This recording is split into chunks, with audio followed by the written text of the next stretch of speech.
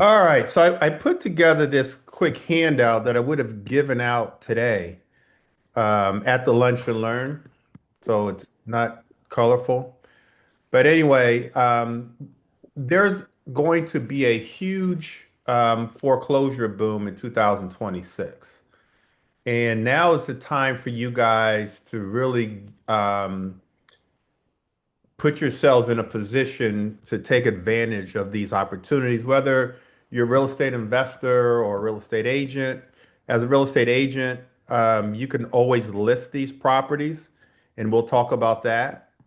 Um, I used to when I was selling real estate, I would get the pre-foreclosure list um, from a legal newspaper in Prince George's County, the Gazette, and I would go door knocking those homes to get listings. So you can get listings from there. It's required that a foreclosure be listed in a legal newspaper for at least 3 consecutive weeks. And so I would simply get the list and door knock for listings and try to save their houses from going to foreclosure. Nowadays, kind of do the same thing, but with technology, we can actually call them, skip trace and call them, and see if they want to sell their house before the foreclosure. And so we'll talk about that. That's one of the ways to get foreclosures, buy foreclosures. If the numbers are right, you can buy the foreclosures before they even go to foreclosures, or as a pre-foreclosure. And so I've bought foreclosures my entire career. Um, I bought on various sites. I bought at the auction.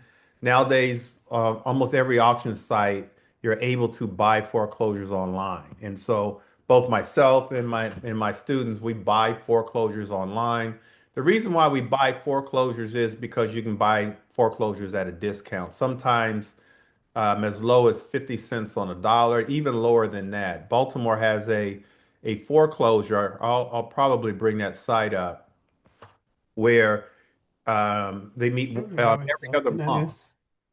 Finales. Meet every other month. Let me make sure everybody's muted. And uh-oh, Yes. hold on, you guys. Where they meet every other month in a sort of a ballroom at a hotel, and they auction properties off as low as $5,000 in Baltimore. And both me and my students, we've been to those auctions. So auctions, the reason we're here today is to really learn about how to take advantage of these opportunities. And and I would like to say, unfortunately, people are foreclosing or for various reasons, and I'll go over the reasons. For me, it's unfortunate because, all of us probably know people personally that houses are going to foreclose. Now, the flip side of that is going to buy these houses because the banks, they're not in the business of holding real estate. Banks are in the business of lending money. And so they want to sell these opportunities. And so people like us, we put ourselves in a position to be able to buy these opportunities. And so first, let's talk about how do you put yourself in a position to buy these opportunities. I think number one, in the obvious way, is to make sure you have the credit. And so most lenders will tell you need probably around a 680 credit score and you need some money. And so that's one way. Another way is to learn creative financing strategies. I'm buying a pre-foreclosure now in Northeast DC in Fort Lincoln, where I'm buying it as a subject to. I'm going to bring the mortgage current, and hopefully we'll close Monday or Tuesday. I'm bringing the mortgage current. I'm paying the seller a small sum of money to stop the foreclosure and to allow me to buy the property. I'm going to buy the property in a revocable trust. They're going to move out prior to settlement, or they're moving out now. I'm going to take over the mortgage. So I'm going to leave the current mortgage on the property, pay them a small sum of money, and and own the property. I'm going to own the property. I haven't decided whether I'm going to hold the property, probably I'll probably hold the property or resell the property, flip the property, but I'm going to take over. And so oftentimes, as investors, we use a creative financing strategy to buy a pre-foreclosure. And so we'll talk a little bit more about that. And then you guys stop me at any point if you have questions. Definitely take a lot of notes. I've been doing a lot of research on what's happening next year for us as investors. And foreclosures are going to be a big deal. As investors, there's a number of different ways that we find opportunities, um, and foreclosures is one. I will say to you guys that um, the state of Maryland leads the nation, or is third in the nation on a number of foreclosures. State of Maryland is number three in the amount of foreclosures, and Prince George's County leads leads the state in foreclosures. There's more foreclosures and short sales in Prince George's County than any other county in Maryland. Now, who can tell me, either in the chat or just unmute yourself, in Prince George's County, what are the top three cities in Prince George's County that lead the county in foreclosures? What cities lead the county in foreclosures? Somebody tell me. Unmute yourself or put in the chat. What do you guys think? Cities, not counties. No, county. So we're talking about Prince George's County leading the state of Maryland in foreclosures. What's the cities in the county? Largo, Largo, Mitchellville, um, Bowie. District, Um, District Heights. you know what? You guys haven't named any of them. Oh, What? About Upper Marlboro. No. So they are, and write this down, you guys. This is important. So it's Oxon Hill, Temple Hills, and Fort Washington. oh wow. Always Fort Washington. Always Fort Washington. So it's Oxon Hill, Temple Hills, and Fort Washington. Fort Washington's zip code is 20744. Oxon Hill is 20745. And I believe Temple Hills is 20748. Now, who can tell me why do you think it's those three? Why do you think it's those three that lead the county in foreclosures, and Prince George's County leads the state of Maryland in foreclosures? Somebody tell me why. Hope I'm not incorrectly or focused in the district. Somebody, anybody? Is it because they're large, huge? No. The popular black neighborhoods. It's black. Allows your financing. I think in part it is. Prices. It's a combination. I would say. Is it their proximity to DC?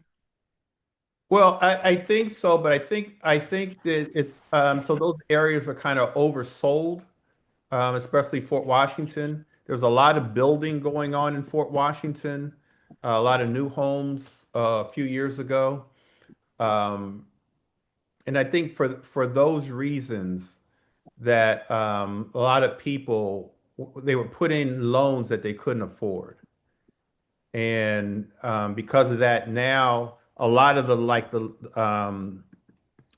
adjustable rate mortgages are coming due, um, and so you'd have an adjustable rate mortgage, like a 2-1 buy down, where the interest rate started lower when you bought the property, so they could afford the property. So the interest rates may have started like, let's just say 5 or 6%. And then the next year, so now they qualify. And so the next year, the interest rate went up.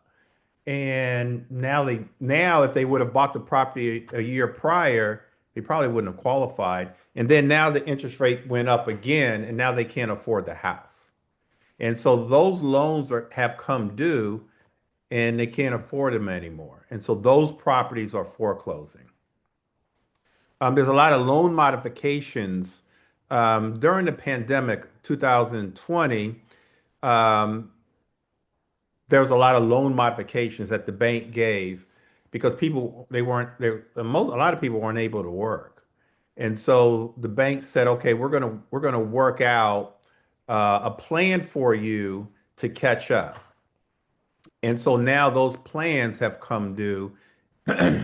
They're ending, those workouts are ending, and they're forbearance agreements. So all those forbearance agreements are ending in 2026, and now they can't afford the properties anymore. A lot of people haven't recovered from the pandemic.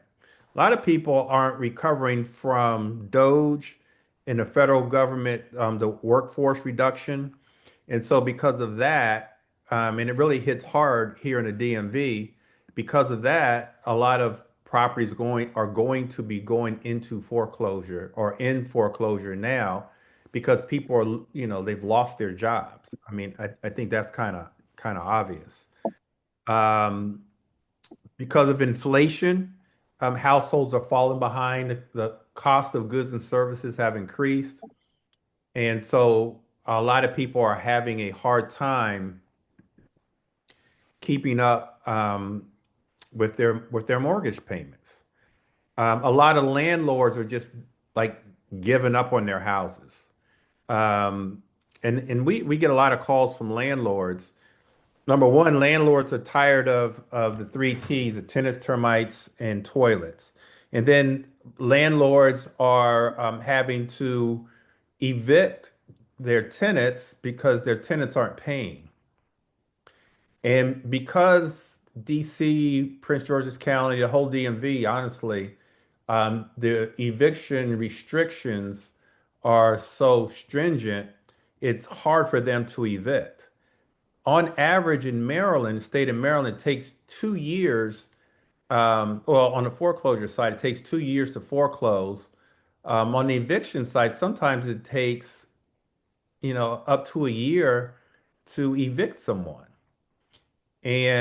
But the mortgage company says, I still want my money. You're not getting any money. I had a property recently where um, I went to evict a tenant, and the judge gave them 60 days. As they're walking out of the courtroom, an attorney runs up to them and asks them a number of questions about license. Does the landlord have a license? And ask them a whole bunch of questions. Well, my property didn't pass the test of time on that one. And so we didn't have an updated, I think it was lead. And and so I sent the lead inspector back over to the property, and the tenant wouldn't let him in. And so they played that game almost for a year before we could get them out. And so so the judges and the courts, they're tenant friendly. In all of our jurisdictions, everyone says, well, they're tenant friendly in DC. They're tenant friendly everywhere. Prince George's County, Baltimore, they really don't want to evict, but you still owe those mortgage payments. So a lot of landlords, they're just giving up on the properties. And so there's a lot of opportunities there. When I look up foreclosures or the tax foreclosures, um, when I look them up and when I see the owners of the properties, the majority of the owners of the properties, you guys, are LLCs, which means they're investors who own these properties and they're just letting them go to foreclosure. I see a lot of that in Baltimore. And a lot of the properties, we've got somebody now who gave me a call, and her house is getting ready to go to foreclosure because she got a hard money loan. You guys listen to this. She was able to get a hard money loan to finance the property, to buy the property, and to renovate the property. Now we all know a hard money loan is a temporary loan. It's 6 months to a year. She bought the property. She bought it right. She fixed the property up. Went from a 3 bedroom, 1 bath to a 4 bedroom, 2 bath. She rented the property out, and then now she's doing the Burr method. Now she's going to refinance the property, and she doesn't qualify. So now she doesn't qualify. She didn't do her due diligence up front to see if she would have qualified on the back end before she even bought the property. Now she's calling around to see if an investor will buy the property, and she just wants to give it away for what's owed because now and I don't know if it's she doesn't qualify because of her credit or income or whatever that is. She's trying to do what's called a DSCR loan, and she just doesn't qualify. And now that property is going to foreclosure. So we're seeing a lot of investors losing their properties. And so that's another lesson. If you're buying a property um, and you're using like a hard money loan or cash, and then you want to refinance once you put your tenants in, make sure that you meet with a lender beforehand to make sure that you qualify on the back end. Make sure you qualify on the back end. Um, and so for those reasons and many more, there's just going to be a huge boom in 2026. For those reasons, there's a few others that we'll go over. There's going to be a huge boom of foreclosures.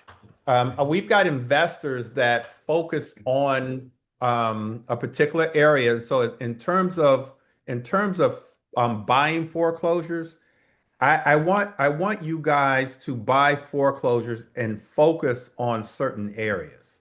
I want you to focus on certain zip codes, certain subdivisions. So one thing that I do is I'll pick a neighborhood, and so a couple of the neighborhoods that I like, some of my sweet spots. If we're talking about DC, I like 20019, 20020, and 20032. Those are all east of the river, and so we're talking about Deanwood, we're talking about Anacostia, we're talking about Marshall Heights, Fort DuPont Park, and Congress Heights. Those are the areas that I like in DC. And so when I look at all the auction sites, I'm looking for those properties in that zip code. And I want that zip code primarily because I'm familiar with that zip code. I went to high school at Ballou High School in 20032. I own properties in those zip codes. So I know what renovation costs are there.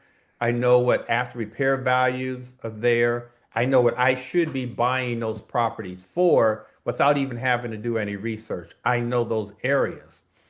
And so that's one thing that you guys need to do. If we're talking about Prince George's County, I like what we call inside the Beltway. So I like everybody else, Capitol Heights, all the heights in the hills, basically. I know what after repair value is. I know what generally repair cost is. I mean, I'll still look those things up, but I kind of already know. Baltimore, I like 21229, Edmondson Village. I like that because it's a working class neighborhood. Um, Little to no board ups. I know that the houses now, ARVs are up to 250. I'm generally buying for around 80,000, 90,000. Renovation cost is about 50,000.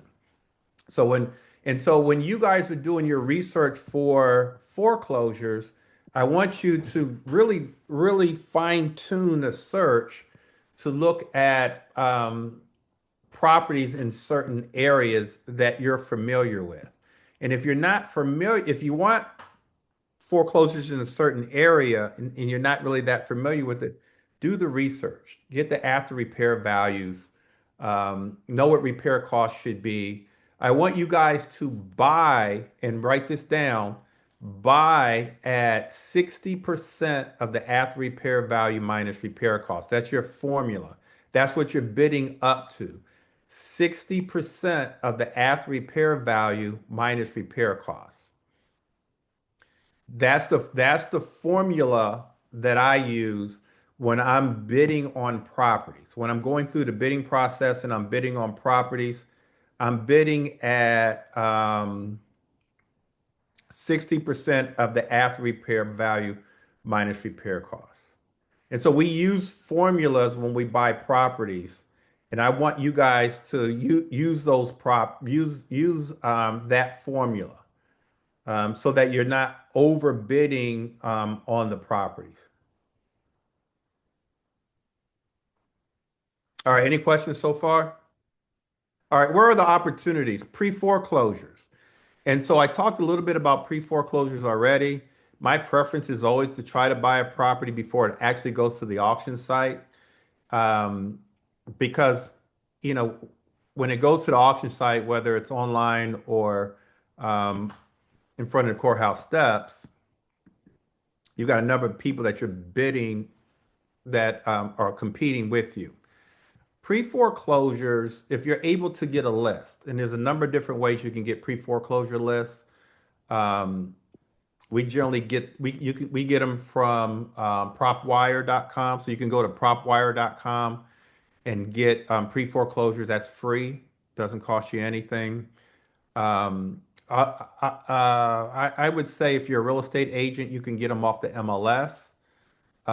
They're obviously on in the legal newspapers in whatever jurisdiction that you're in. And so, where else? There's a number of Redfin has pre-foreclosure, a pretty good pre-foreclosure list.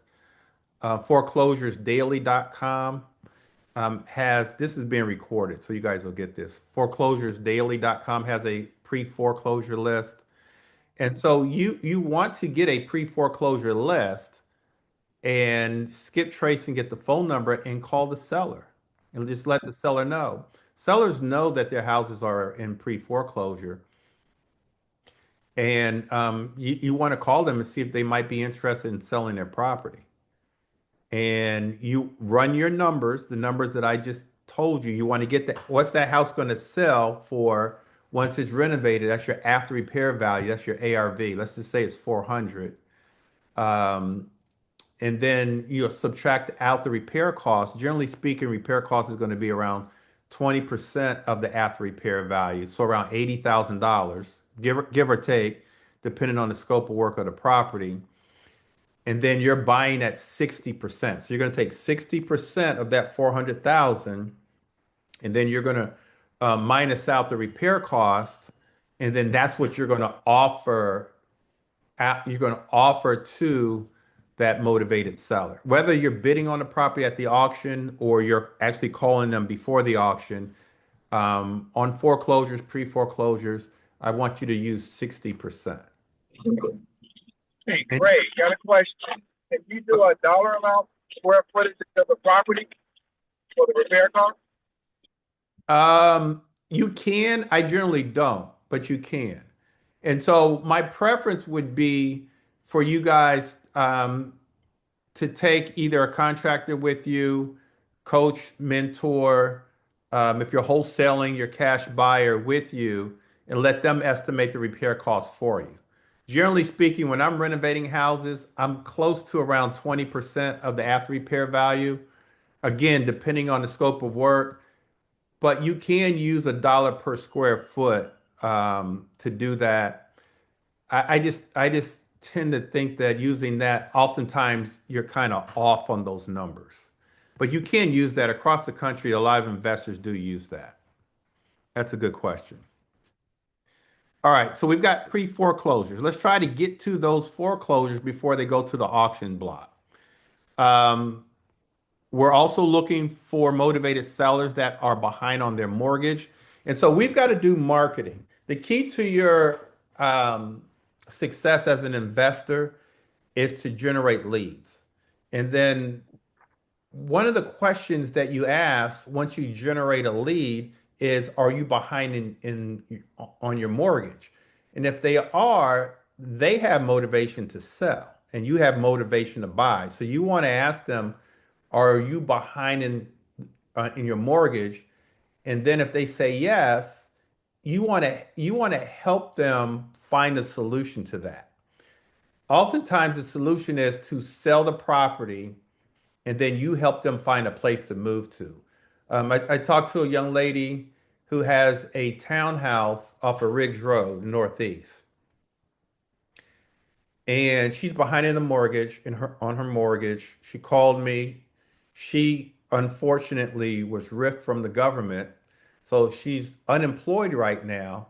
She's got a pretty high mortgage and she doesn't know what to do. And I said, well, um, you've got to sell the property. Now she's got negative equity in the property because she just bought the property last year.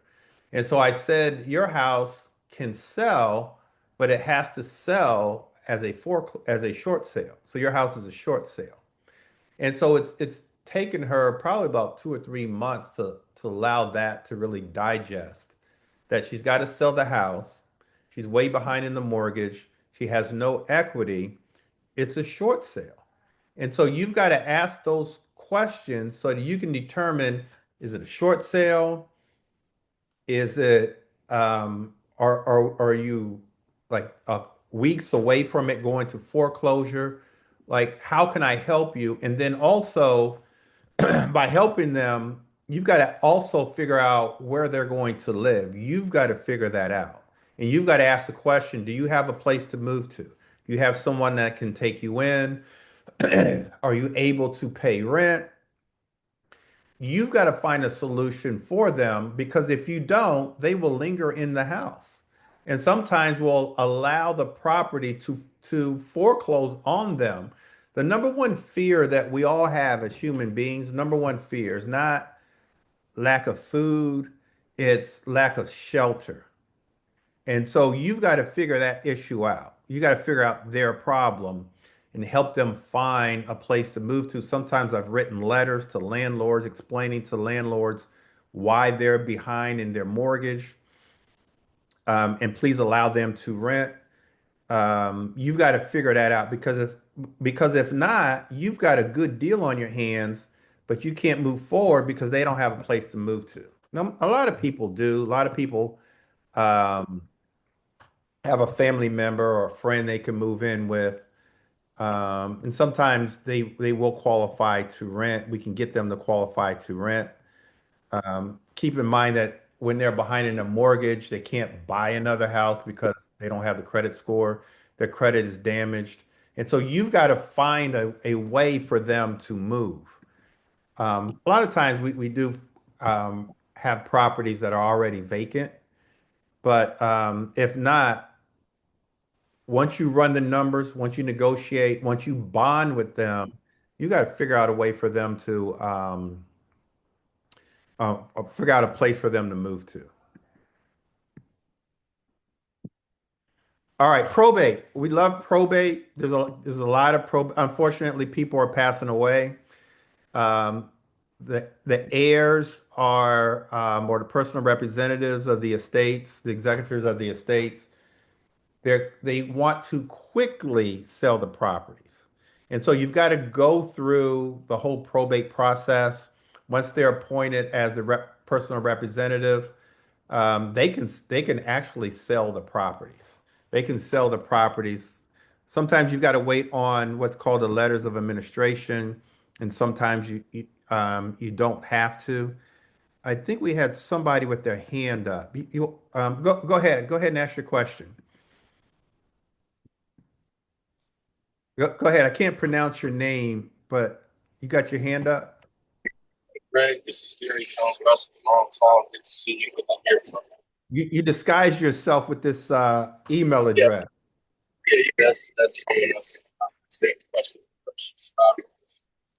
So you get off topic. Get to the chance. What's the best way for you to be licensed real estate agent to get into the investment side of the state? Hey, Gary, you're kind of breaking up. Was your question about a real estate license? Yes. What is the best way for a newly licensed real estate agent to get into the investment side of real estate? All right. So I think his question is, Gary, I think your question is, what's the best way of a newly licensed agent to get into real estate investing? Is that the question? Yes, very good. And so the answer is, I'm going to obviously be a little biased, but the answer is to join my brokerage. And I say that because um, we're an investor-friendly brokerage. I'm obviously a real estate investor. I've been investing for over 30 years. a newly licensed agent needs to be in a brokerage or a community of real estate investors that are talking real estate investing every day. They're actually investing. And so I think it starts there. I think it starts with just being in the right environment. And that goes for everybody. I mean, the way that you're going to learn and grow is to be in a community. Now, that's whether you're a real estate agent or not. What I've seen over the years is that agents that or investors that stay around other investors that share resources, do joint venture deals together, grow together, are the ones that are highly successful. I had a sort of like a holiday party last night for some of my investors and my agents, and I just saw how the investors just kind of came together like magnets. And I actually left them at the party, and they're talking investing, and they're helping each other, and they're growing. And so that's the best way, Gary. Now, obviously, they've got to be taught how to find deals, and this is one way in terms of foreclosures, how to write contracts, how to negotiate the different strategies, wholesaling, flipping, buying and holding, which is the number one strategy, buying and holding. They've got to learn all that, but just being in the right community is the best way to get started. And then obviously, my brokerage, I've been in the brokerage business for a long time. We specialize, that's our niche is real estate investing. And a lot of our investors, a lot of our agents are some of the top investors in the DMV. All right, so we talked about probate. The other thing about probate, you guys, is, and it's not a probate class, but our baby boomers are passing away now. So they're unfortunately they're dying now. Um, 80% of our baby boomers are dying owning real estate, and 70% of them who are dying owning real estate own their real estate free and clear. They're passing those properties to their heirs. And their heirs, they don't have the financial wherewithal to take over these properties. So they're selling them, and they're selling them literally at pennies on the dollar. And so the best deals as a real estate investor, the best deals are probate. It's just a matter of finding who these people are, the person representatives, and then contacting them. Um, Divorcees. We're also looking for divorcees. Their houses are going to foreclosure. Tired landlords. We talked about tired landlords. There's tons and tons and tons of tired landlords in the DMV. We need to find them. As a matter of fact, most of my investors in my coaching program, we target what we call absentee owners. An absentee owner will own their property for 4 to 5 years, and they just get tired of being a landlord. They're buying these properties with equity. Over the 4 or 5 years, they're gaining even more equity. And so those properties make for great deals. And so we target these, and then, like I said earlier, a lot of these tired landlords are just letting these properties go to foreclosure. They're letting these properties go to foreclosure because either they're just tired of being a landlord, it's hard to get the tenants out, and they're buying these properties in an LLC, which means if the house forecloses, it doesn't necessarily harm their own personal credit. So they're just letting these properties go. Vacant homes, tons of vacant homes, you guys, in the DMV. There's a vacant list that you can actually purchase to contact the owners of the properties. All right, how are we doing on time? All right, let's go. Strategies. Pre-foreclosure outreach. Kind of my preference. Let's try to get to these owners before their houses go to foreclosure. Some of them, again, are short sales, as mentioned here. And so it's okay to put a property under foreclosure, under short sale. I love having 4 or 5 or 6 properties under contract. Generally speaking, a lender is going to allow the property to go for about 80% of the as is value, not the after repair value, the as is value, which generally for us investors, for us, it makes a lot of sense. 80% of as is. And so we buy lots of properties at short sales. You've got to be patient.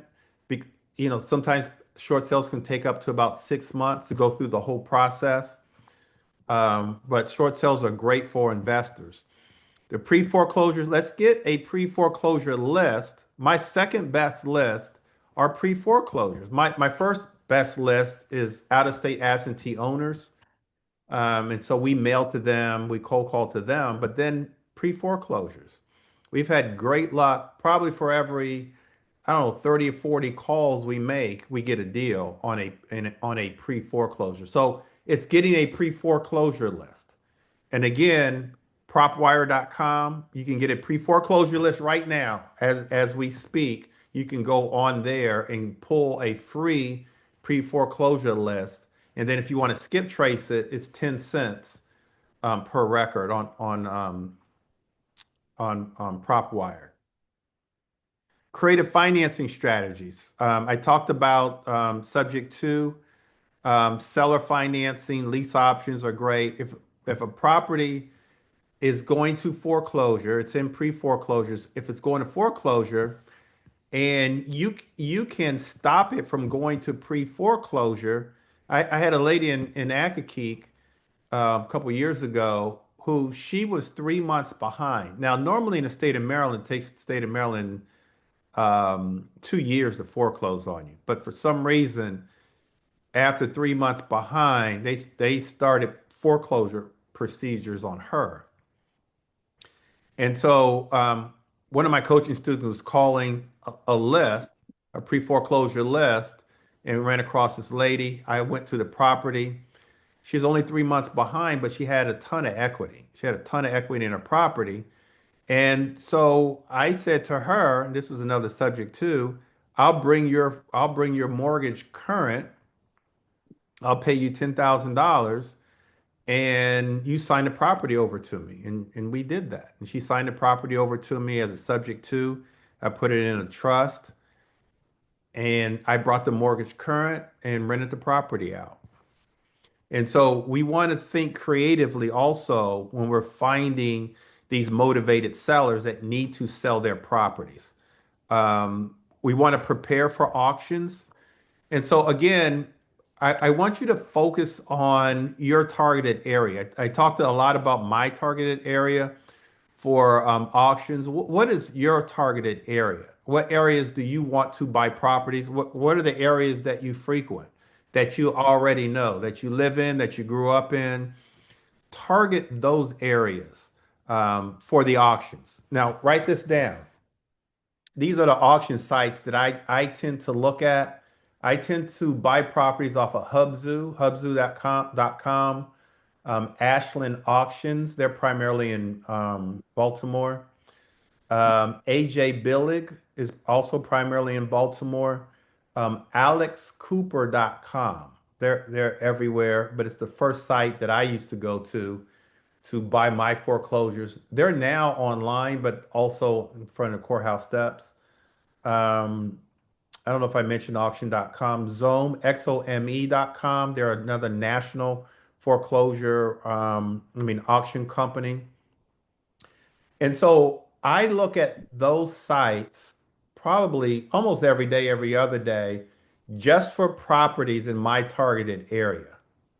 I want to buy at 60% of the after repair value minus repair costs. Those at all the auctions you're going to need a deposit, and they'll list the deposit that you need. I would not buy a property unless I could look at it, at least on the outside. Back in the day, I would buy properties back in the day, you couldn't get in on the inside. Now a lot of auction sites, especially the ones I just mentioned, you can. Alex Cooper generally cannot, but there's always pictures. You can always find pictures online, and just make sure that you don't get caught up in the bidding process. I've got a cousin who moved here to Maryland from South Carolina. My part of my family's from South Carolina, and wanted to do what his big cousin was doing. And so he would follow me to the auctions. Then he went to an auction on his own. And he said, and he called me one day, said, "Cuz, I just bought a property at the auction." And I said, "Where and for what price?" He told me the price and he told me where. And I'm like, "Dude, you just bought a property at more than market value." He said, "Well, I was bidding, I had my number, and somebody else was bidding against me, and I didn't want them to outbid me. And so I just kept bidding, bidding, bidding." And he bought a property. It's kind of funny now. But he bought a property that just didn't make sense. So he ended up just losing his deposit. I had a property in DC in Marshall Heights a few years ago that my number was 65. I wasn't going to go over 65,000, which means this was more than a few years ago. And it got to 65. A buddy of mine went with me. I reached over to him and said, "Should I go up higher?" I went up higher. I was only bidding against one other person. I bid it, I moved my body and asked him, "Should I go up to 66?" He said, "Yeah, I bid at 66." And the guy who I was bidding against stopped bidding. They looked at my body language and knew that I was at my end. When you win the bid, you go up with your deposit and sign like a 1 or 2 page contract, give them your deposit. The bank happened to be there. As I go up and sign the paperwork, I see the bank and this guy I was bidding against walking out together. Somebody tell me what just happened to me. Somebody tell me what happened. Anybody? You just got duped. They said They They ran set up your you up. calls. Yes. Well, you guys, I can't understand you guys, but I You think got played. Yeah, yes. They set you up. Ran up Jay, your calls. you don't have to say I got bamboozled. So I got Illegal collusion. But there you you did go. all right. I did good, but still. The point is though, don't get caught up in the bidding because sometimes you guys, the bank is actually bidding against you. They're actually bidding against you and you don't even know it. And so just be careful about that. And so I only went up like $1,000. It was a great deal at the time. I did well, but I learned my lesson. I said, never again am I going to do that. When I hit my number, I'm going to stay there. Because what would have happened was, let's just say I stayed at the 65, they bid at 65. I wasn't going to go up any more. They probably would have called me the next day to say, "Hey, you were at the auction. I see you bid at 65. We'll let you have the 65." Or they would have came and got my number afterwards. And so just be careful about that. So I guess I did get bamboozled, as Jade would say.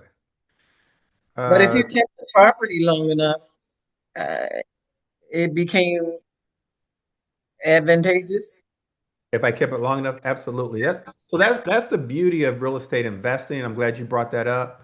You can make a mistake as an investor but if you hold the property because of appreciation, you can make up for that loss. Now, I didn't really have a loss. It was only $1,000. But the number one mistake that real estate investors make is buying the properties too high. Now, if you hold the property, you make up for it because, like I said, because of appreciation. But if you're going to wholesale that property, you're not going to make any money. If you're flipping that property, you're going to lose money as well. That's why I always tell people for that and many other reasons, my preference for you as a real estate investor is to buy properties, foreclosures or otherwise, and hold those properties. I've seen it in my lifetime where by holding those properties, you gain a ton of equity. I've also seen where I've flipped properties and made money, or I've wholesaled and made a lot of money, but I look back many years later and I always kick myself and say I should have held on to a property. The very, very first property I ever bought, 23 years old, bought a property in DuPont Circle, a condo in DuPont Circle, $50,000. It was a seller financing. Very first property was seller finance. I'd read a chapter from forget my guy's name, but I read a chapter on seller financing, went down, made the offer. They accepted, bought the condo for 50,000. DuPont Circle, many years ago. Somebody tell me what you think that one bedroom condo in DuPont Circle is worth now. Somebody tell me. $1 million.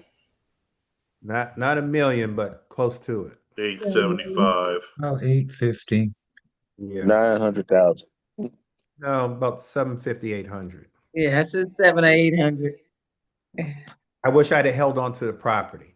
Now we do what we have to do. Sometimes you need the cash. My preference to everybody here, we got a number of people here. My preference for you guys to build wealth, we're talking about foreclosures, and foreclosures can play a role in this, is to buy these properties, foreclosure or not, and hold the property. Hold the property. Number one reason is cash flow. If you're taking notes, write this down. Cash flow is king. We want cash flow. We need cash flow. And so we hold these properties for cash flow. And then number two is equity and appreciation. Property values are going to go up. Properties double in value. Write this down. Double in value in 15 years. Double in value in the DMV, especially in DC, for 10 to 13 years, double in value, you guys. Double in value, which means you buy a house. Let's just say you buy a house today, you buy it for 300,000, it's worth 400,000. Worth 400,000. You buy it as an investor, you've got $100,000 in equity. 15 years from now, I'll just say 15 years from now, it's going to be worth $800,000. So you bought it for 300. 15 years from now, it's worth 800. Within those 15 years, honestly, if you make an extra payment on the mortgage, you could have that mortgage paid off in 15 years, making an extra payment. Now, obviously, if you're holding, your tenant is going to be paying the mortgage. You pay an extra payment or use part of your cash flow to make the extra payment. That property can be paid off, and that property's worth $800, $800,000. Mark my word. Call me in 15 years. Hopefully, I'm still around. To say, Greg, you know what? I bought this property, and it's 15 years later. It's doubled in value. I don't have a mortgage on it. Just think about that. You've got a property that's worth 800,000. If it's in DC, it could be 10 years from now. You buy two of those, and the 800,000 turns into 1.6. Like you've got a ton of equity. What can you do with that money? Well, you can cash it out. You can sell those properties. You're going to have to pay capital gain taxes, or you can refinance, do a cash out refinance, hold on to the asset, continue to get the cash flow, but with the equity that you cashed out with, that's a non-taxable event. So you can pull the cash out and not have to pay any taxes on it. That's real estate investing, you guys. That's why we're here right now. We're learning about foreclosures and the advantages of buying foreclosures, but that goes across the board. And that's why we invest in real estate. And that's why you should be buying and holding as many properties as you can, because it's a long-term investment and it's the gift that keeps on giving. You're getting cash flow on a monthly basis. We're holding on to the cash flow on a monthly basis. We're not spending the cash flow every month. We'll take an evaluation every quarter, every 6 months to see what part of that cash flow that we just saved can go in our pocket and what part do we need to either pay extra mortgage payments or pay for maintenance, things like that. And the investors that are spending that cash flow every month, they don't keep their properties long. But that's why we invest, you guys. All right, let's see. Partnerships, JV opportunities, lots of opportunities. We JV a lot. I JV a lot. A couple investors in my coaching program, they have JV'd and recently have JV'd. And so that's also the beauty of being part of a community, you guys. I want you to be part of a community because you only JV or partner with people that you know. You don't partner with strangers. You've got to know other investors. The only way to know other investors is to be part of a community. All right, how to protect yourself as a seller. As a seller or as an investor, you want to use an investor-friendly title company. You want attorneys to review the contracts. You want to disclose fully, and you want to be totally transparent. Now, in the state of Maryland, there's a law called the PIFO law. And in that law, it says that when you contact a motivated seller, the house is getting ready to go to foreclosure, your intentions have to be pure. You can't, let's just say as an investor, tell them that you're going to save their house from going to foreclosure and then strip them of all their equities, then buy their properties. As an agent, you can't do that either. And so that's called a PIFA law. It's Maryland, it's not a federal law. If you contact a seller, you've got to let them know. You can contact them, but you've got to let them know that you're a real estate investor and you're calling to buy their property. You know that their house is in foreclosure and you want to buy. As long as your intentions are pure, you're not trying to trick them out of their equity, you're fine. But it's just how you communicate, what your script is. And then along with that, you've got to figure out, you got to let them know that you can help them find the property that they're going to move to if they haven't figured that out for themselves. So your intentions have to be pure when you're contacting motivated sellers. We've got to be equitable. We've got to be ethical. All right, warning signs of distressed seller, late payments. They're avoiding communication, primarily with the bank. The property is in neglect. I had a property in Upper Marlboro where they called me to buy the property. They were living in that property. They had no running water. They couldn't pay the water bill, and they had no electricity in the property. And so they were a good candidate to sell their property. And sometimes people are living like that. There's a ton of squatters in properties, you guys. Squatters. Who can tell me why? Why are there so many squatters? Why do we have a problem with squatters in properties? Somebody tell me. Homelessness. People aren't keeping an eye on the property. Wait, say that again. Owners live out of state, and they don't have somebody to keep an eye on the property. That's one reason. So they don't keep an eye on their properties. But why are people in their properties and they're not supposed to? Why are they there? Housing is expensive. There's a housing shortage. Homelessness. They may not be able to qualify for an apartment or a place to live. I think it's because there's no consequence in the law. They cannot be put out immediately. Yeah, that's it. They also know that they can get, you'll pay them cash for keys. Hey, Greg, this is Jay. They also know they'll get cash for keys. Otherwise, they're going to be in the property for 3 to 6 months minimum. So they know that it's less, it's more advantageous for you as an investor. Just give them maybe $2,000 to go, and then they'll just do it again with someone else. Do they Bottom have line. squatters' rights? Do they just have squatters' rights? Mm-hmm. Yes. Right. And they know the rules. Now, I think I feel you're going to think I'm crazy when I say this, but there's a part of me that feels sorry for them. There's a part of me that says they're only squatting because they have to. They can't afford to live anywhere else, like you guys have said. Absolutely. This country. And so there's a part of me, only a small part, but there's a part of me that kind of feels sorry for them. They're only squatting because they have to. Yes, they're getting over. Yes, it's illegal. Yes, we do have to sometimes give them cash for keys. Oftentimes we offer cash for keys, and guess what? They don't want And them. they stay. You know why? Hey, It's cheaper for them to stay. You give them a few Right. $1,000. What's that when they can stay in your property? I think Jay said up to 6 months. Sometimes they're able to stay there for over a year.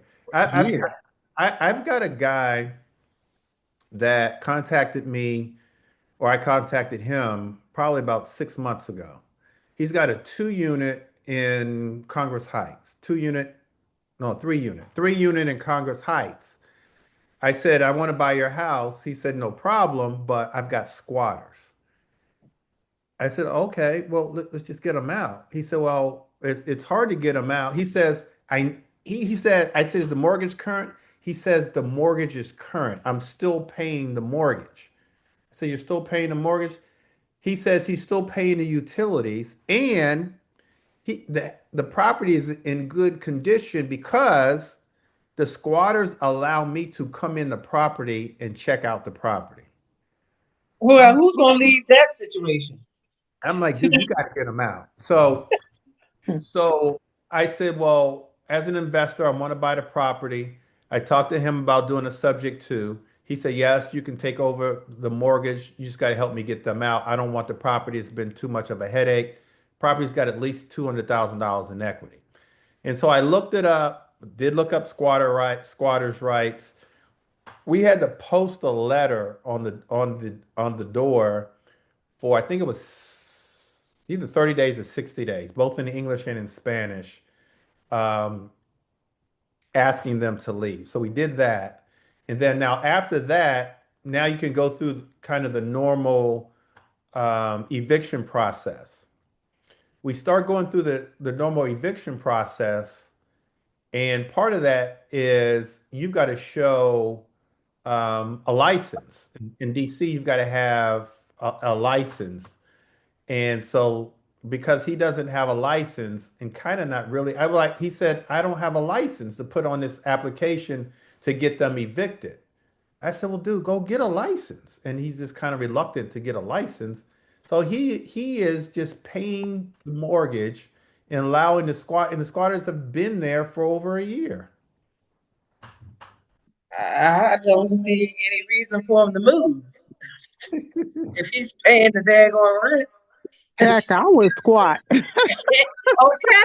You paying the rent, utilities. I mean, what more can you ask for? He playing for their comfort. Yeah. He a better man than me. Unfortunate, but we have, and so and he's coming to check on their comfort. What he's willing to do though is just let it go. And I'm like, no, we're not letting it go. You got $200,000 equity. If I have to go down and do all the paperwork for you so that you can get the license, now we can fill out the application to get the property, to get them evicted. That's what we're going to do. Okay. Because I'm not going to just let go of that $200,000 in equity. And I don't have to go out and get a mortgage. His mortgage is current. He's got a low interest rate. I think it's like 3%. I'm taking over that mortgage and we getting them out. And if so he's willing to let $200,000 lay on the table, then I guess he is paying for them to stay there. He is. And so I tell you that story to say that there's a lot of landlords that are in the same predicament. that they've got I've had squatters. I've had maybe 2 or 3 different occasions. I've had squatters in my properties. I had a property in Greenbelt that I was flipping. I completely renovated it, staged it, got a contract on it. A week away from settlement, I went to go check on the property, and there's a little kid upstairs in my house. Had the curtains pulled. I'm like, who's that? And so I go to the door, start to open up the door. The mother comes to the door, and I said, "Who are you?" And she said, "Well, who are you?" I said, "Well, this is my property." She said, "Well, no, it isn't." She named some guy. He had went into the MLS, got the must have got the combo to my lockbox, changed the locks, put an ad on Craigslist, and he rented my property out. Wow. And that honestly, that story is not uncommon. And so I've had squatters. I mean, I got squatter stories, but it's unfortunate, but also fortunate that you know a lot of these properties we just need to take advantage of, and as investors buy these properties. Hey, Greg. Yes. Hey, there was a property that you and I went to, spoke to the daughter, and as of today, squatters have a Christmas tree in the window. They live a good. So somehow they must have gotten I know what house you're talking about. Is that Good Luck Road or close to it? It is. They must have, and sometimes they'll make up leases and get electricity and live in the property. It's unfortunate, but it's illegal at the same time. Yep. I And know, yet Jay, so easy to be done, it- apparently. it's very easy. Um, but as an investor, it's unfortunate, especially if they're squatting in one of your properties.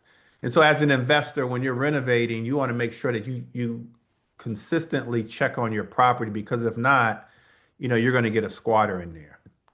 Am I the only one that kind of feels sorry for them just a little bit? Am I the only one? Pretty much. No, No, I feel But I sorry for them. understand. feel sorry for them too, I do. because No, yes, you are. truth be told, I've been in a situation where I was in desperate need of housing. So I can clearly understand, the situation and circumstances, and feel a little bit, of empathy for them. They have shelters. Yeah, but particularly if they're destroying This the is properties, true, which but this I've had some people where they get their property back and it's just destroyed on purpose, maliciously, no need. they So, have but yes, shelters. yeah, They have America shelters, should be but America should be doing a better job. Absolutely. all the way around, because the shelters, people don't like to go there because they don't feel safe. And there's a lot of rules around being in a shelter. Yeah, right. You have to leave at a certain time, come back, and all kinds of stuff. But then the government enables it with squatters' rights, whereas they can be doing something, but they're kind of pushing it off on But landlords in a I sense. think it's also we're missing the point. Like landlords have hard times too. It doesn't This is excuse true. us from any of our responsibilities either. How many times that I would have wished to be doing other things with my money except for continuing to pay the rent when a tenant doesn't pay me. They don't care that I, this or that. We still, we're human too. So no, Well, I don't clearly don't squat in understand my that as property. well. Because if you squat in my property, I'm gonna move in with you, and I guarantee you leaving first. I understand that totally. But sometimes the situation is not quite as cut and dry as somebody just not want to pay their bill. Yeah, I think sometimes they look at the investors as you got it and I need it, and it's not going to put you out to let me be here for a little while. But you're absolutely right. They are not paying you. That you paying for it, and they're living free. That's not how that's supposed to work either. Yeah, I mean, honestly, I'm an investor, And so I don't want them squatting, but I do have some type of sympathy for them. But I don't want them squatting, especially in my house, but anywhere. I feel it's like the homeless person on the corner. I feel a little empty. I don't know their story. I don't know who they are, but I feel a little sorry for them. Sometimes I give them money, sometimes I don't. So it's kind of the same thing. Yeah. When it comes to housing, you know, they're like the person on the corner that ran up against some hard times. Right. Now, as a business person, we can't care about that. We can have some sympathy towards them, but at the same time, it's a business, and we've got to conduct ourselves in a manner that we're business people, and we True. can't let people stay in our properties because, like the young lady said, we've got to. I'm not. I'm still paying my mortgage. The lender doesn't care. And especially like, somebody else said if they're tearing up your properties, then no, let's not do that. But we're Right. also in a business, so we have to remember that we can't lead with our heart. I did that before, and it came to bite me in the butt almost. But at the end of the day, we have to treat it as a business, and with people, we're people with empathy, but we're not going to let people just run over us.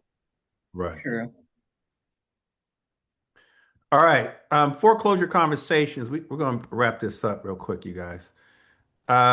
Foreclosure conversations. You have more options than just foreclosure. Can I walk you through them? I specialize in helping homeowners in rough situations. Would you like to hear your options? And so we might want to try to give them options. We want a softer approach. When somebody's going through foreclosure, it's traumatic. It has to be. It's a traumatic time for them. They're probably getting more calls than just from me. They're probably getting postcards, sometimes even emails. And so we want to make sure that we have a soft approach. I do think that we've got to lead with trying to help them in the situation. And the majority of the time, we have to lead with, um, I can help you find a place to move to. Because, like I said, if not, a lot of people will just, and I'm talking about pre-foreclosures now, they'll stay there until the house forecloses. There used to be a strategy where they would let the house go to foreclosure, hire an attorney, and then an attorney would contest the whole foreclosure legal process to the point where they were able to keep you in the property for at least a whole nother year. And all you had to do was pay an attorney $2,000 and they could keep you in the house for a whole nother year, holding up the court proceedings for that foreclosure. Hopefully that made sense. But it probably still a strategy that a lot of homeowners, I mean, yeah, a lot of homeowners use to stay in their properties. Because the bottom line is they have no place to go to. So a good attorney after the property has foreclosed can keep you there for at least another year. They can, delay the court dates and all those kinds of things, contest that the paperwork wasn't done correctly, and hopefully give the homeowner time to get themselves together to find another place to move to. So just kind of be mindful of that, but lead with, I can help you find a place to move to. Do you have a place to move to? Can you move in with a relative? Be honest with them. At foreclosure, you can't buy a house for 3 years. So you're gonna need to be able to have some type of housing and to get your financial situation straight so you can come out strong 3 years from now. The guidelines, FHA guidelines say 3 years that you've got to wait to buy another property. And so that's part of your script. You've got to help them find a place to move to. And hopefully, when you ask the question, do you have a place to move to? They say yes. They can move in with a son, a daughter, brother, sister, whomever. All right, here's your action plan, you guys. Identify motivated sellers weekly. Build a foreclosure follow-up system. And so I identified a number of different ways that you can find foreclosures. Let me go to PropWire real quick.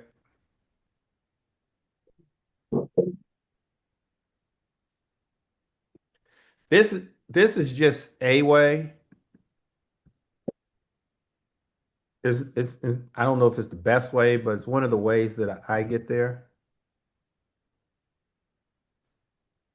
All right, let me see. All right, so I'm in PropWire, and this is free, you guys. You can pick an area. Let's just say it's Capitol Heights. I can go to, I think is it lead? Yeah, lead types. I can go to bank-owned REOs. I can go to absentee owners, and I can go to pre-foreclosures. I can click on pre-foreclosures, and I can build a list of pre-foreclosures here and then download the list. And so this is a way to get all the pre-foreclosures in a certain area. You can also do it by county. So if I wanted, let's just say Prince George's County, Maryland, and I wanted all the pre-foreclosures in Prince George's County, this one is giving us 304. And so I can, let's see, maybe I'm not logged in. Oh, I'm not logged in. Let me log in real quick.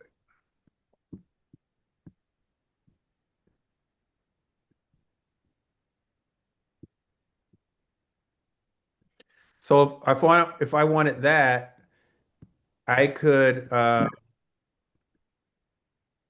select them all and go over here. I could download this list right here, free.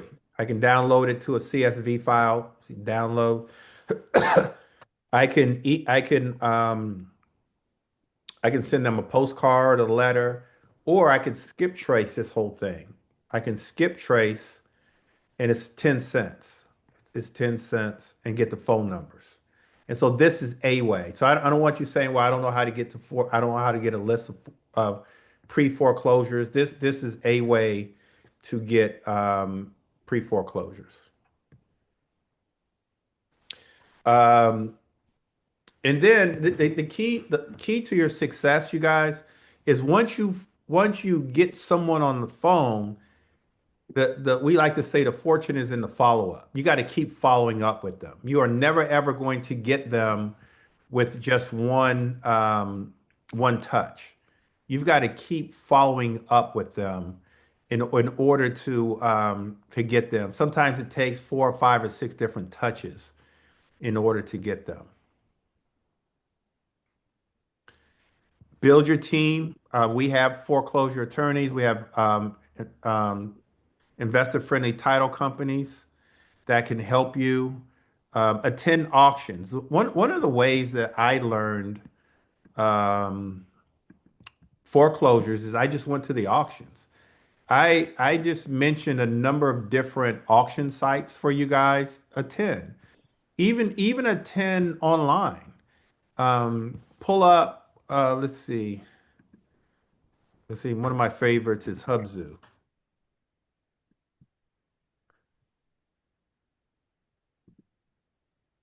Let me see.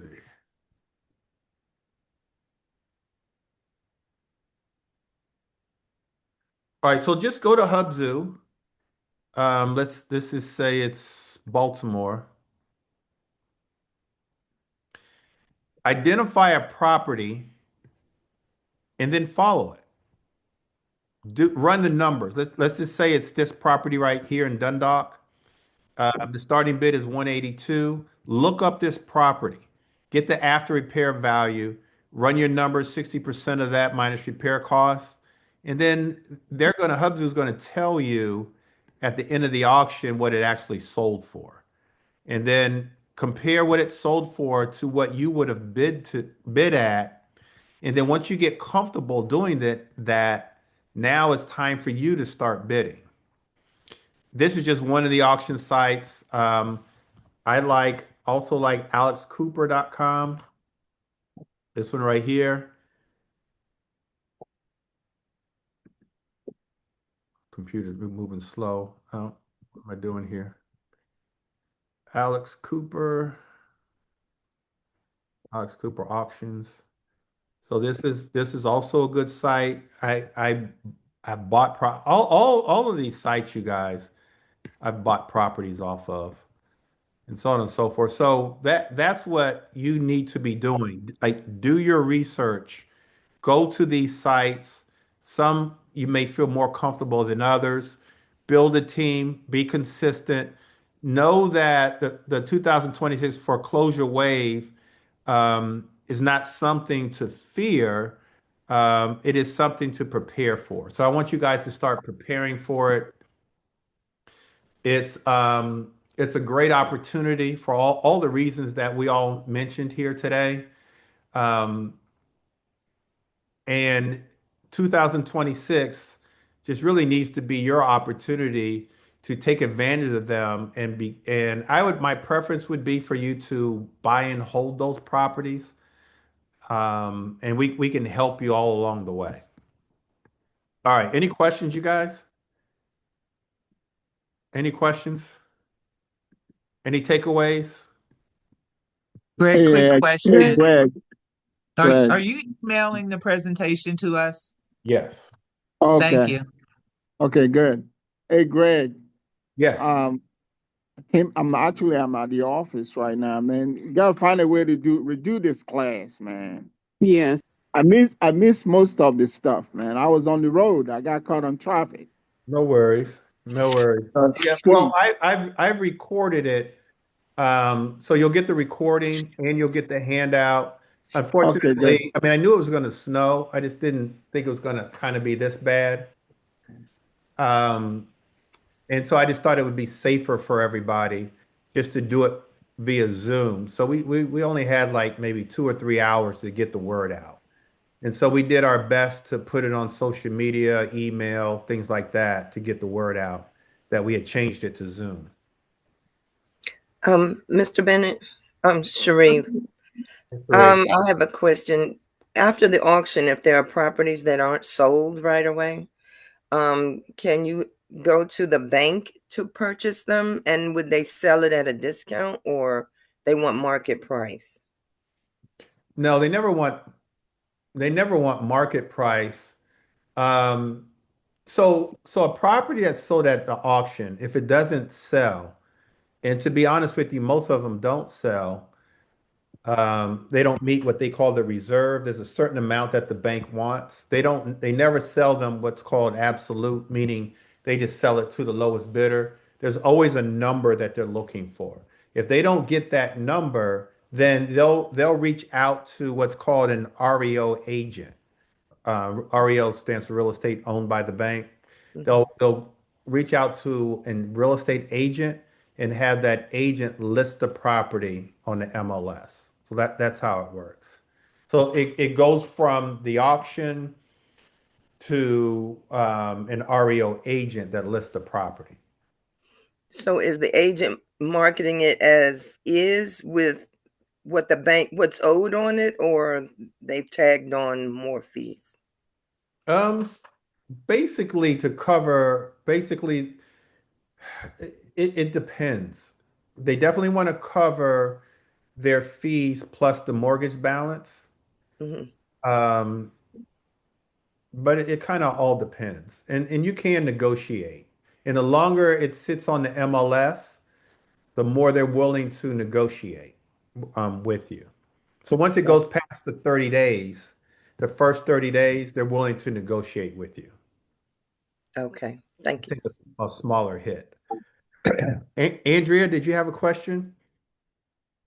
Yes, Greg, thanks for an excellent class. I really, I mean, I'm multitasking, but I really appreciate all these little nuggets that you've been sharing with us.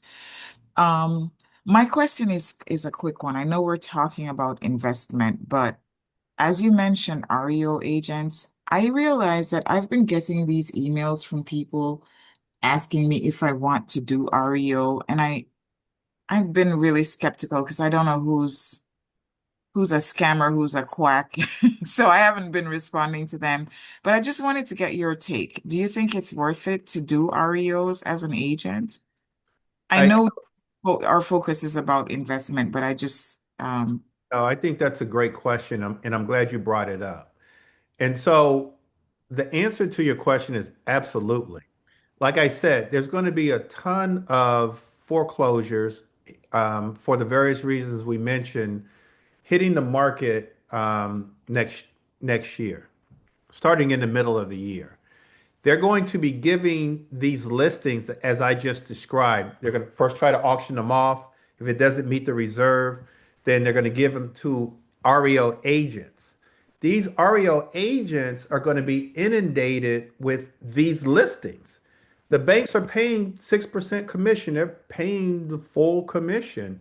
And so you first, generally speaking, start off as a BPO agent, BPO, broker's price opinion, for the banks, meaning you're the eyes and ears of these banks. So you get the BPOs, you go out to the properties, and you basically fill out some forms from them. I think it's on a platform called Equator. Um, if I mean, we used to do this, a long time ago. So you start off doing BPOs for them, giving them the prices, and then they take it from there and they list it with the agent. Once you start doing a really good job doing a lot of BPOs, then they'll start giving you listings. And so to answer you, yes. I remember a time where probably 2009, 2010, 2011, the REO agents were the only ones making money because there was just a ton of foreclosures after the recession. And so, yes, you want to try to become an REO agent. As a real estate agent, you do want to try to become an REO agent because there's going to be an influx of foreclosures. And if those properties don't get auctioned off and they don't meet their reserve, then they're going to start giving those properties to agents. And we can talk more about that. Maybe I'll do a class on how to become an REO agent. But yes, you definitely want to try to do that. that would be super helpful, Greg, to do a class on it. I like the idea. Thanks. In terms of the banks and the auctions, at the auction, the bank doesn't get any more than they're owed. So I bought a property at auction once where I was the only one there. The bank bid in whatever it was, 62 grand. I bid in $1 more and I got the property. But if they are the actual title holders, because they've completed the foreclosure, that's when maybe the game changes. As Greg is talking about, they give the listing to an agent and they may be willing to sell it for less than fair market value, but it becomes, they hope, a profit center. Yeah. Generally speaking, though, banks are not allowed to get more than what's owed. And if they get more than what's owed, technically they owe that money back to the homeowner. Right. If the owner becomes a claimant and there's SG, there's a lot going on there, yeah. But I mean, in particular, it's particularly clear at the auction Thank you. that they can't get extra. Okay. you. Any other question? I know some of you put questions in the chat that I was not able to get to, but I'm happy to answer them now if you want to ask me. Greg, this is Winnie. Good afternoon, everyone. Thank you, Greg, for the session. So you mentioned something because of the influx of or the potential influx of foreclosures, um, and the whole investment platform. Say that you have a property. Would you recommend putting like cameras inside and out the property so you can be a bit proactive in terms of preventing squatters and maybe working with the local police? Absolutely. Absolutely. Cameras, um, motion lights, any type of deterrent. Absolutely. The biggest deterrent, though, is to check on the property. But cameras, absolutely. I'm glad you brought that up. Definitely Like when we're renovating now, one of the first things we do is put cameras up. Okay. And then, are there companies that you could recommend that do like rekeying and also the whole eviction process where um, squatters are concerned, or even renters, but mainly squatters? Do they, is your question, do they get the squatters out? Is that your Yeah, I question? mean, that's you want the property to be free and well vacant of squatters. So, are there companies that specialize in that and can I alleviate the job from the homeowner or and agent? I don't know. I think so. I think I've heard of that. I can't refer you to anybody, but I do think that I've heard of that. No problem. Thank you, Greg. Thank you so much. I look forward to your next classes. Okay, Winnie, you're so kind to me, Winnie. All right, Lynn, did you have a question? Yes. Again, I echo everybody else's sentiments. It's been an excellent class. I have a question about financing. If you have any recommendations with regard to brokers to work with or resources for financing. I do. So with the financing, I should have had a lender on here. In terms of buying the foreclosures, a lot of investors are buying them using a hard money loan for various reasons, and then refinancing, if they're holding them, refinancing out to a DSCR loan. And so what I'll do is when I send the handout and the recording, I'll put some recommendations in there for lenders as well. Thank you. And then you can always just text me, Lynn, and as a shortcut, and I'll send them to you. But Okay. I'll put some recommended lenders in the email. Thanks so much. I appreciate it. You're welcome. Hey, Janelle, did you have a question? Yeah. Hi, Greg. How are you? Good. Good. Well, first of all, thank you for this session. It was very insightful. My question was, when don't owners have rights maybe like 60 to 90 days post foreclosure to still claim their property? No, no. Once their house is foreclosed, it's foreclosed.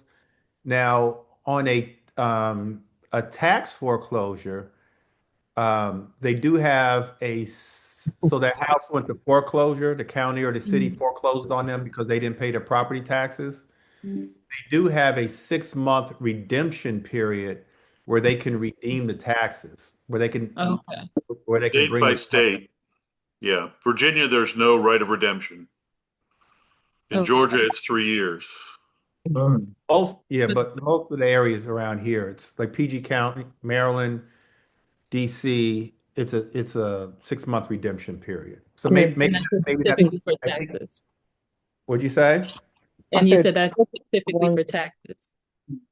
Yeah, and so a regular foreclosure, what I call a regular foreclosure, once the bank forecloses, they foreclose, especially in Maryland, because they've already given you, like I said, on average, it's 2 years. So no, once they foreclose, you're done. I can't think of a scenario of once they foreclose, you can get the property back only if it's a tax foreclosure, and then the homeowner has 6 months to Can pay. Can I make a quick note? So for Baltimore City for tax liens, you have 6 months if you're a homeowner to come back and pay the taxes subject to an 18% fee. But say like me, for example, I purchased tax liens, I foreclosed on 6 of them. Once I get the foreclosure, that's it. You don't, I foreclosed on your right of redemption, even if you're a homeowner, but that process takes like a year to do. And the only way that you can redeem it, though, is that if I don't deed the property over to me within 3 months, then you can file in my case to strike my judgment because you're an interested party. But after I purchase your tax lien, you have 6 months to redeem it. Well, you really do have up until the judge puts the stamp on it, but you have 6 months with no penalty to get it. And after that, you have to pay all of my fees plus 18%. And then right up into the date the judge stamps it that I foreclosed on the right of redemption, you can redeem it. Other than that, you have to wait 3 months and see if I deed it over to me, and then you can come back and file in my case to strike my judgment. Right, but you can't start your foreclosure process until after the first 6 months. Exactly. Got it. Thank you both so much. Okay. Angela, did you have a question? Yes, quick question. You mentioned in reference to doing a JV, with the other agents of our brokerage, and I just wanted to know, how do we reach out, or who do we reach out to for potential joint ventures on, projects together? Yeah, just reach out to me. And so depending on the terms of the deal, either myself or like I had two other people that's part of our community. They JV together. So it just depends on the deal, but more than happy to JV. Okay, thank you. All right. Anybody else? You guys have some great questions. Anybody else? Yes. Hi, Greg. Oh, someone else. Yes, I appreciate you taking out this time with the Zoom. I've got some nuggets that I'm writing down, which is motivated me to keep trying and not stop. I got some information from you, I think, from the last time about auctions. So I wrote that down. I went online. I tried to just see how that works. I looked for the dollar. What said it costs $1. And once I got onto the website for that property, it was like they wanted $1,000. In half a mile, use the right 2 lanes to take the exit. So $1,000 for you to bid? yes, and I looked at 2 of them because I targeted the ones for $1. So when I went on to the site where the house was, I was like, wow, I got to put $1,000 down to participate in the auctioning. So I was like, okay. What do you remember? Do you remember which site you were on? I'm not sure which one. Let me see. I think it might have been the first one. Was it out? No, it wasn't Alex. I'm sorry. I don't want to guess. I'm not sure because I was kind of just trying to just get on there, feel my way around because I'm not. Yeah, I'm familiar with all the sites. I don't know which one would have done that, but Okay. but what I'm thinking is if that was the case, and I don't know which site that would have been, Okay. that you've got to leave a credit card, but they only charge the card if you win the bid, is what I'm thinking. Oh, okay. So they'll return the money. They'll give your money back. You just have to put that down. That's like a. No, they're not going to take the money unless you win the bid. But you do have to have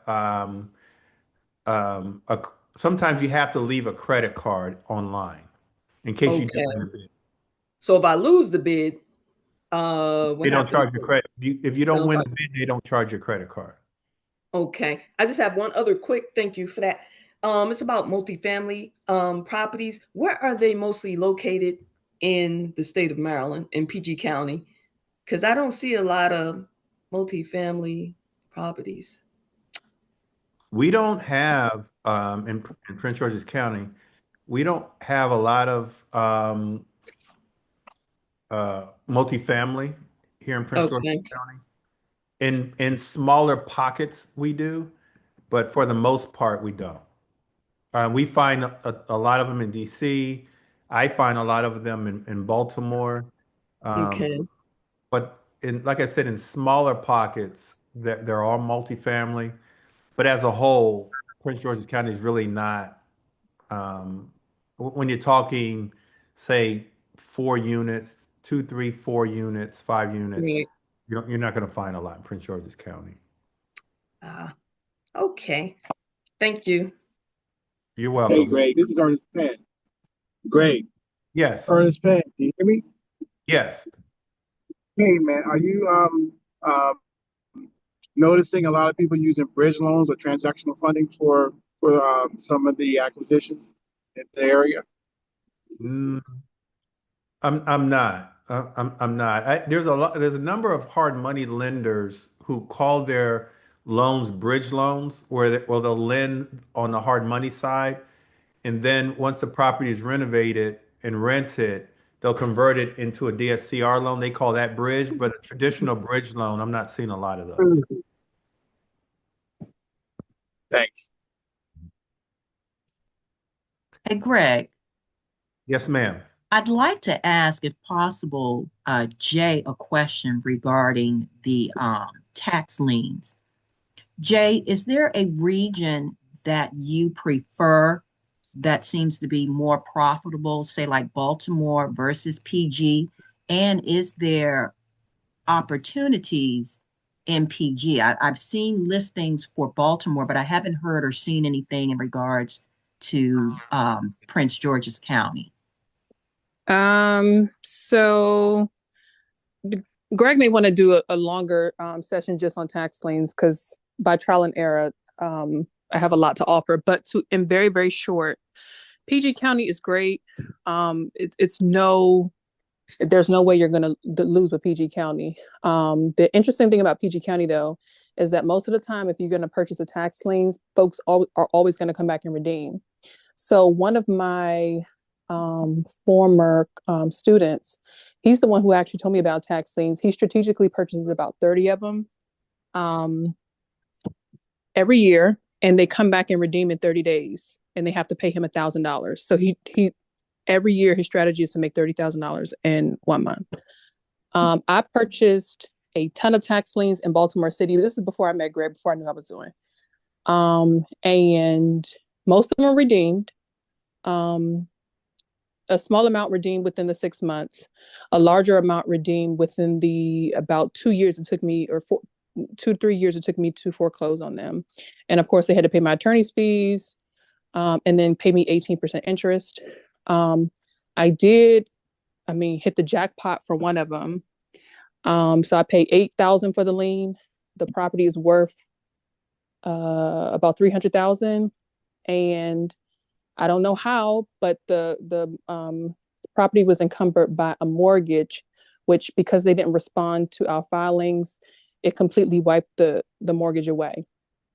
And then I had a couple of other ones that come through too, about 3 or 4 other ones. They were not the greatest, but because the city just came out with the TIF funds, and they have a lot of other grants programs to support the vacant houses, I decided to keep them and then just apply for some grant money to rehab them. So one thing that you do have to, and this is the last thing I'll say. One thing you do have to check out in Baltimore City when you're buying tax liens is you can foreclose on tax liens, but you are required to, in order to deed the property over into your name, you have to make sure you clear all other liens. So for example, one property that I got, I paid $8,000 for the lien, but it has an $18,000 water bill. Again, this property is worth $300,000. So obviously I'm still going to pay it. But let's say the property wasn't worth that much, then you spent all your money on the tax lien, you spent all your money in attorney's fees, and then now it doesn't even make sense. Tax lien then.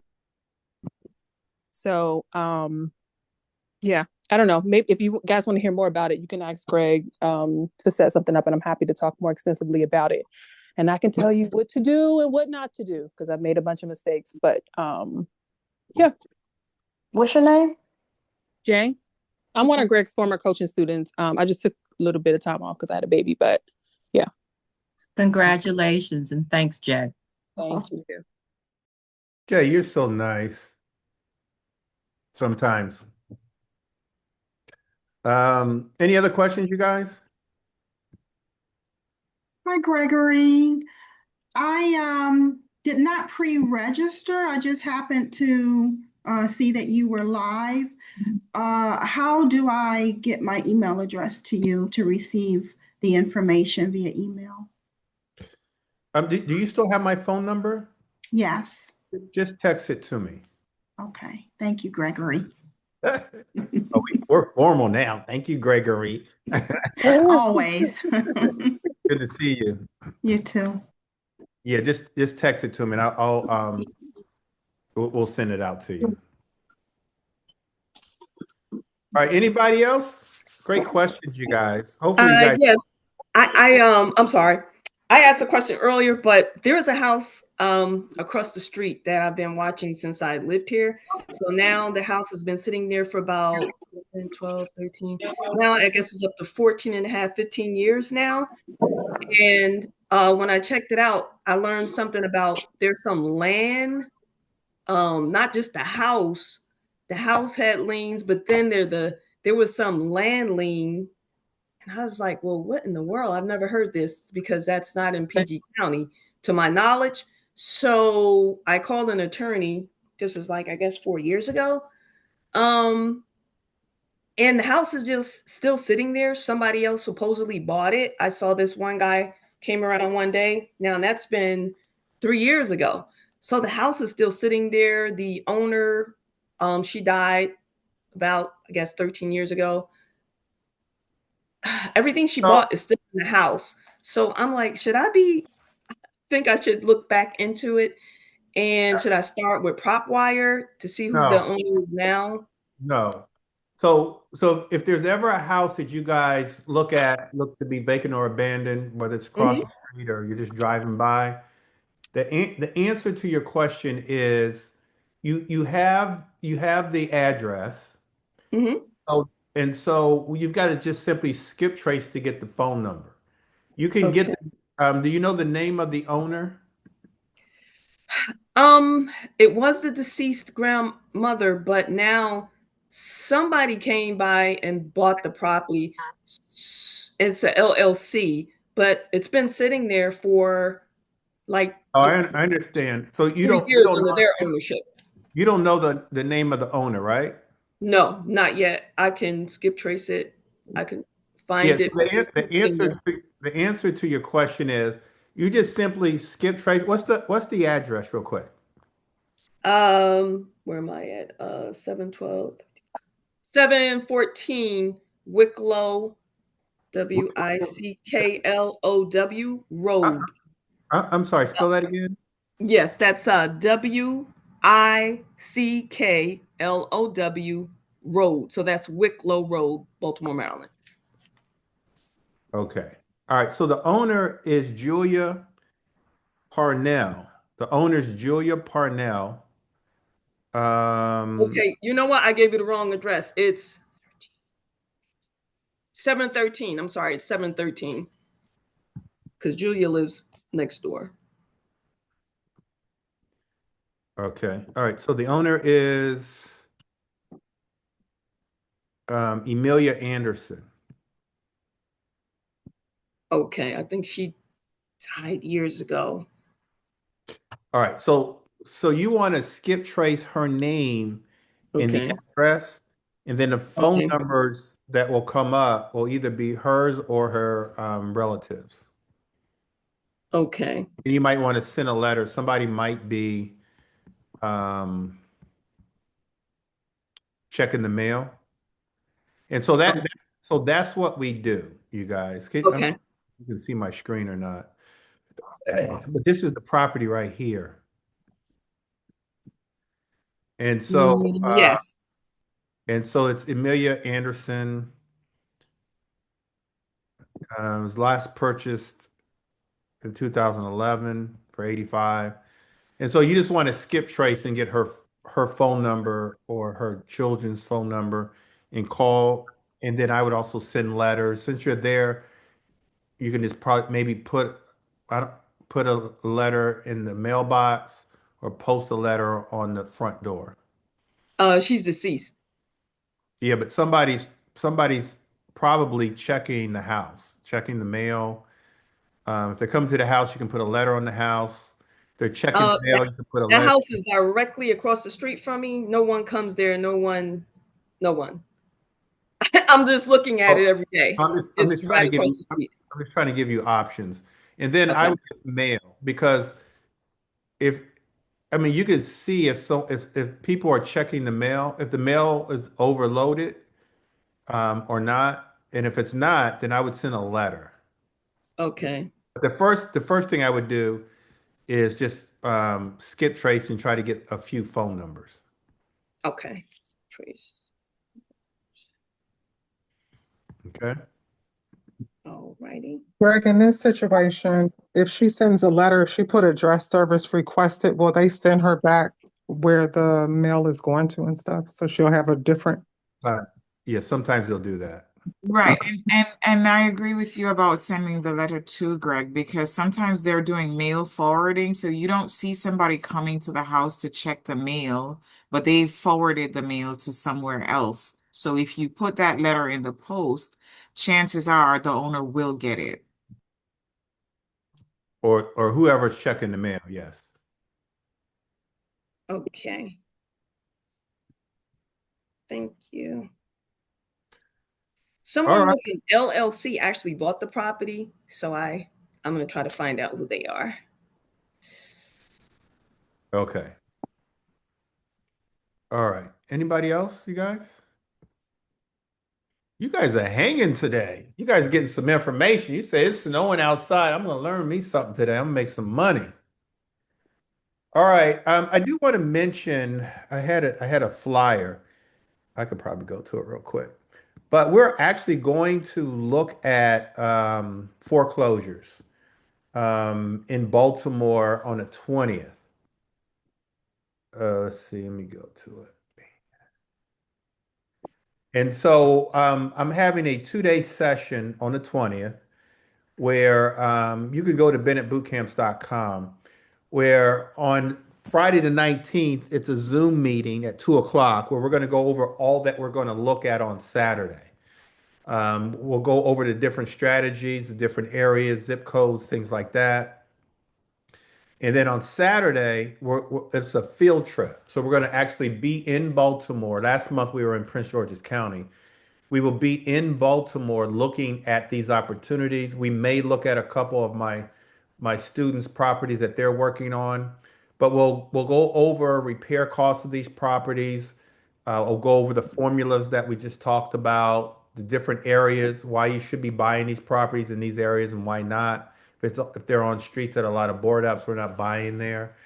Um, certain certain circumstances we will, but we will be out in the field on that Saturday. We'll have lunch at Sabatino's in Little Italy, where we'll kind of decompress, we'll network, and we'll just kind of go over what we just looked at. And so if you're interested in going out with us, it's 197. Price is 197. It's the 2 days. It's again, Friday, it's a Zoom class, and then Saturday, we're out in the field. 197. You can go to bennettbootcamps.com, bennettbootcamps.com, and we'd love to see you guys out in the field looking at foreclosures. We're going to get some foreclosures from some of the sites that we just talked about, and we're going to see everything in real life. All that we just talked about, we're going to do in real life. So just 197.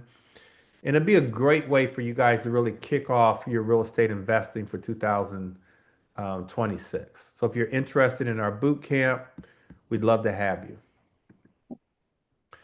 All right. Any other questions before we adjourn the meeting? Any other questions? All right. Well, this has been great, you guys. This has been wonderful. My hope is that you guys take the information that you learned and put it into action.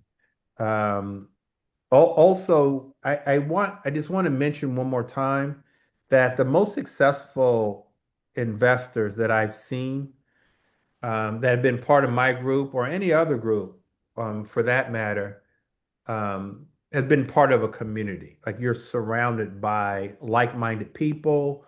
You're surrounded by people that are doing better than you. You're surrounded by people that you can joint venture with. And so being part of a community, whether it's my community or any other community, is where you guys need to be. And so keep that in mind. These meetings shouldn't be a one-off for you. You should be meeting and talking about real estate investing and getting your questions answered on a weekly basis. And we've got a coaching program, we've got Inner Circle. We actually go out in the field. And so that's what you need. And that's what you need really starting in 2026. So hopefully that you'll become part of our community. I put the link of our boot camp, our 2-day boot camp, both via Zoom and out in the field, in the chat. If you guys want to click on that, we'd love to have you out there. And then I want you to live up to your fullest potential, you guys, your fullest financial potential. A lot of the people that came on and talked, they're doing it. Jay was on here, and she's doing it, and she's even with the new baby, she's doing it. Saw Jade last night, Jade Naylor, one of my investors. Dana, I don't know if Dana was on here, but I saw him last night. Tamika. And so these guys are doing it. Luis was at our event last night. These guys are actually doing it, and they're just like you and I. And if they can do it, if I can do it, you guys can do it too. You just need a little handhold so that you don't make mistakes. And that's what we're here for. So I want you guys to learn, but more importantly, I want you guys to grow financially. And I want to play a role in that. So hopefully we see you guys out there. Most of you guys have your email address. So we'll keep in touch with you guys. All right. Was there a last question? I have a question. How do you contact personal representatives in a probate case? Good question. So there's a number of different ways. You can go online and find them. You can go to the probate office and get that information at the probate office. That's probably the best way to get them. Yes. I think in Maryland you can go online. If I think hard enough, I can give you the site. Let me think. If you want to send me a text message, I could probably give you the site. I can't think of it right now. But one thing that we used to do prior to COVID was we'd go to um, the probate office once a week, and all the new filings is public information. We would get that information and contact the personal representatives. Their names and phone numbers have to be there, just in case the deceased had any creditors. So it's mandatory for that. I mean, you can always get them in the legal newspaper, but yeah, that's how you get them. Okay, great. Thank you. You're welcome. Yeah, that's right. I know. They get you. All right. Anybody else? No,